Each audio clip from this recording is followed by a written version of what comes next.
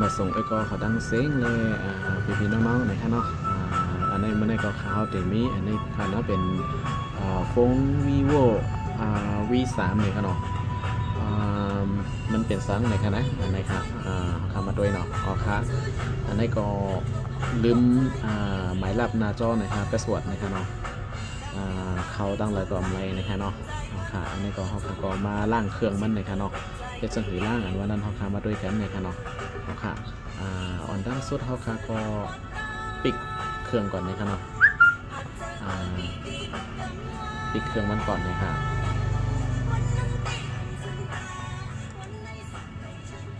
หัวมันติด Gmail ติด Gmail อันว่านั้นค่ะนะเขาค่ะมาจำด้วยนี่ครับเนาะอันดังสุดเขาค่ะก็เด็กลดเสียงในค่ะนะเลือกลดเสียงแล้วก็แต่เด็กเปิดไฟมันในขณะเผาอ่ะนี่ค่ะเขาค่ะก็เด็กความกันสักหน่อยนะคะเนาะเด็กความกันไว้ค่ะนะมันเด็ดสั่นดืดเนี่ยแล้วก็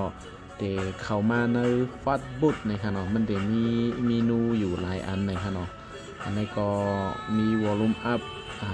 อันนั้นขึ้นวอลลุ่มดาวประกอบทั้งอันนะคะเนาะเขาก็ขึ้นลงอันนี้ค่ะนะเด็กเสียงขึ้นลงนะคะเนาะอันนี้ก็มาเป็นระบุนะครับเนาะอันนั้นระบุโลตาอันนี้ก็ระบุลงทางอันค่ะอันนี้ก็จะเป็น recovery mode นะครับเนาะเขาค่ะก็ติ๊กเป่าอันนี้ค่ะนะเข้ากว่าใน recovery mode นะครับเนาะ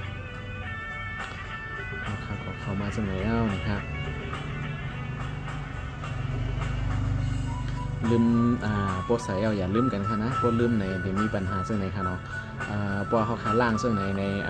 แคปหาว่าวิดีโอของเขาขาซึ่งนั้นก็ได้ถูกลบหมดในค่ะเนาะในก็ก่อนไปเฮ็ดซึ่งหนังค่าเขาเฮ็ดในก็เพราะว่ามีอีสังลองใหญ่ในเครื่องในกว่าสู้เปิ้นแกเดลีเนี่ยค่ะเนาะสังสว่าเขาขาเฮ็ดซึ่งในเดหายหมดค่ากลุ่มอะไรขึ้นค่ะนะเขาขาอันนี้ก็เป็นฟังในค่ะเนาะก่อนได้เฮ็ดจังไหนค่ะนะอันนี้ก็ไวฟ์ตีตาในค่ะเนาะเข้ามาดีในค่ะนะแล้วก็ล้างหมดในค่ะเนาะอันนี้ก็ไวฟ์ตีตาเอาอันนี้ค่ะเนาะอันนี้ก็ delete phone password อันนี้ the format storage ในค่ะเนาะเด็กอันนี้ค่ะ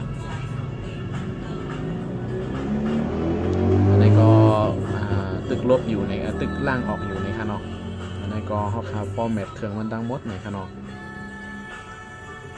อันนี้ก็เป็น vivo V3 เนี่ยค่ะเป็นรุ่นดีอันเจออะไรรีวิวเนี่ยค่ะเนาะเจอดีค่ะนะ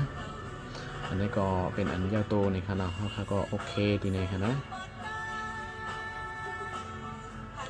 แล้วก็เขาคาถอยหลังแบ็กนะคะอันนี้ก็ reboot system เนี่ยค่ะเนาะเขาคาก็reboot เครื่องมัน reboot เนี่ยค่ะเนาะบึ๊บอันนี้ก็เครื่องมันรับกว่าได้เปิดเครื่องมาใหม่นะครับเนาะว่าเฮ็ดจังไหนเนี่ยก็เพราะว่าติดเมลเนี่ยก็มีปัญหาเนี่ยครับเนาะสังเกตว่าติด Gmail อย่างเมลเสียอันเนี่ยก็ได้อยากเสียในอีกนึงเนี่ยครับเนาะ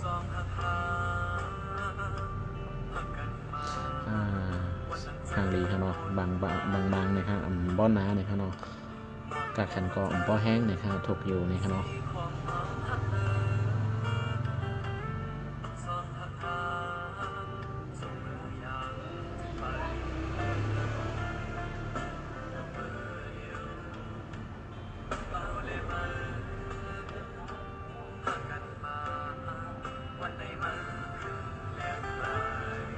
เป็นไรเปิดหึงอยู่อีกนึงฮะออกขาไม้เอาในครับ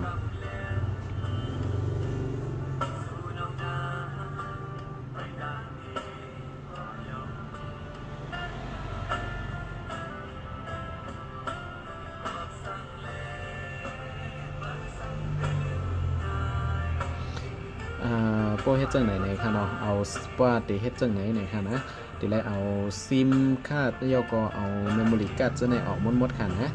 ผมใจจังนั้นมันเดล่างกว่าหมดในค่ะเนาะก่อนเฮาคาตีเฮ็ดจังไหนในค่ะนะ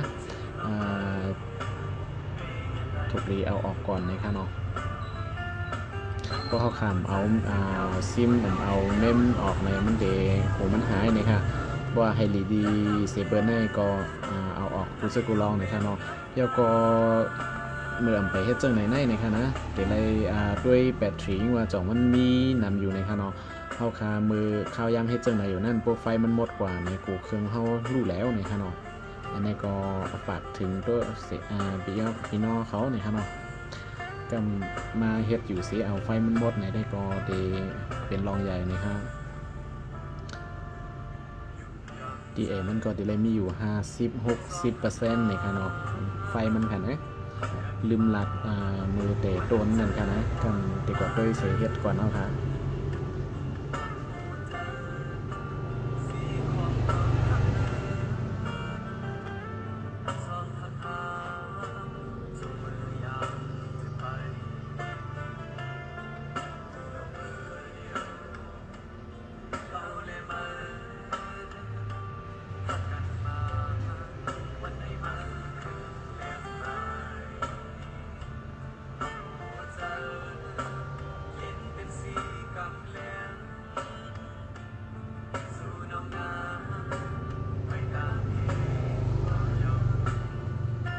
เลยทั้งอันเร็วนะครับเนาะ40ยาวเลยฮะไปทางกรรมค่ะนะโอ้วิดีโอเดียาวค่ะเนาะ6 นาทียาวค่ะ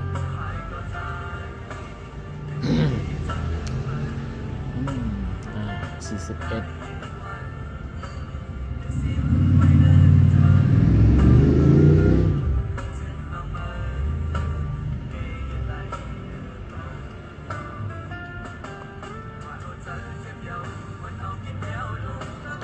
ค่ะอันนี้ก็มาดีในนะครับเนาะอันนี้ก็จะเป็นลิกไทยนะครับ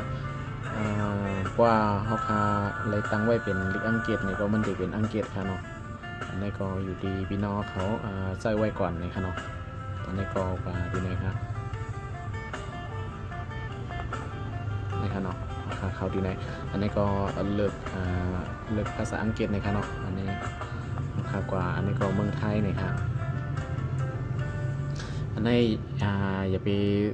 ใส่ Wi-Fi นะครับเนาะสั่งใส่ Wi-Fi เนี่ยมันติดอีเมลกับนิ้วนะครับเนาะอันนี้เขาข้ามไปต่อก็ไรนะครับเนาะข้ามกว่านะครับอันนี้ครับปลดต่อ Wi-Fi ในกูมันติดนะครับเนาะอ๋อค่ะอันนี้ก็เป็นอันเย้าตัวหลีงามนะครับเนาะอย่าไปกดต่อ Wi-Fi นะครับก่อนเดเฮ็ดจังนั้นนั่นค่ะนะอันนี้ก็เป็นอันเย้าตัวหลีงามในค่ะเนาะดูเสืออีสังในค่ะเนาะ Gmail เมื่อไกลนั้นมีอยู่ในเครื่องค่ะนะค่ะลืมเอาออกเมื่อว่าในค่ะเนาะแล้วก็ลืมพาสเวิร์ดกว่านะฮะอีเมลมีอยู่ในเครื่องมันแต่ว่ามันติดเนี่ยคุยกันมันติดเนี่ยค่ะเนาะเพราะว่าเขาคากว่าต่อ Wi-Fi ไหนได้มันติดขึ้นมาติให้ใส่พาสเวิร์ดอีก Gmail อันเก่ากำเหลวในค่ะเนาะอันนี้ก็ฟังกันในค่ะเนาะอันต่อก็ไล่ในค่ะเนาะสังเกตว่าเขาคาเฮ็ดเดี่ยวตัวหลีงามตั้งโมดเอาในจงไปกับต่อ Wi-Fi ใส่ซิมใส่เมมโมรี่การ์ดจังนั้นทั้งกล้วยดีหลังในก็ไล่ในค่ะเนาะอันนี้ก็เป็นอันเดี่ยวตัวในค่ะเนาะมีลองหยับสังในค่ะเนาะอ๋อค่ะอันนี้ก็เป็นเครื่องที่อันเจอรีในค่ะเนาะมีสแกนลายนิ้วมือเสในค่ะเนาะอันนี้ก็เป็นเครื่องที่อันโปรกาเสียราคาถูกอยู่ในค่ะเนาะสังเกตว่าพี่น้องเขาใช้จ่ายค่ะนะอันนี้ก็ลงหลิกมันหลิกใต้เนี่ยก็ดีไลอยู่ในค่ะเนาะรุ่นในค่ะนะอ๋อค่ะมันในก็มีกันได้กล้วยในค่ะเนาะอย่าลืมติดตามกันใน YouTube นะคะเนาะ Subscribe นะคะเนาะกดปั่นนิดนึงนะคะเนาะขอบคุณค่ะ